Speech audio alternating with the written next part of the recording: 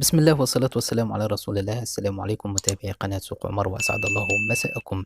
حلقتنا اليوم بعنوان فوائد الصنوبر الحلبي للطيور، أو بما يسمى الزجوجو.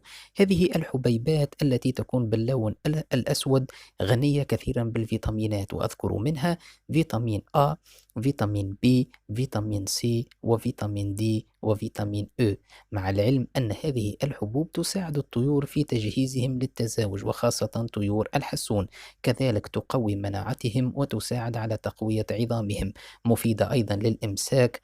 ولا ننسى أن هذه الحبيبات تحتوي على دهون غير مشبعة، وهذا مفيد جدا لأجسامهم. طبعا هذه الحبوب غنية بالمضادات الأكسدة التي تحمي الطيور من التسمم.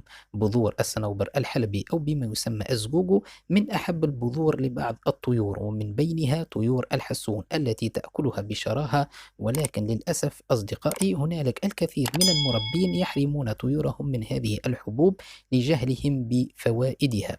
أصدقائي، لا ننسى القاعدة التي تقول: الشيء إن زاد عن حده انقلب إلى ضده. صحيح، هذه الحبوب مفيدة جدا للطيور، ولكن يجب تقديمها بقدر، ولا نسرف في إعطائها. ومن هنا نؤسس جدول زمني على مدار السنة كي تأتي النتائج كما نحب ونشتهي. في ختام هذا الدرس القصير جدا، لم يبق لي إلا أن أقول لكم إلى لقاء آخر إن شاء الله تعالى في موضوع جديد مفيد لي ولكم. انتظروني يوم الخميس المقبل إن شاء الله تعالى.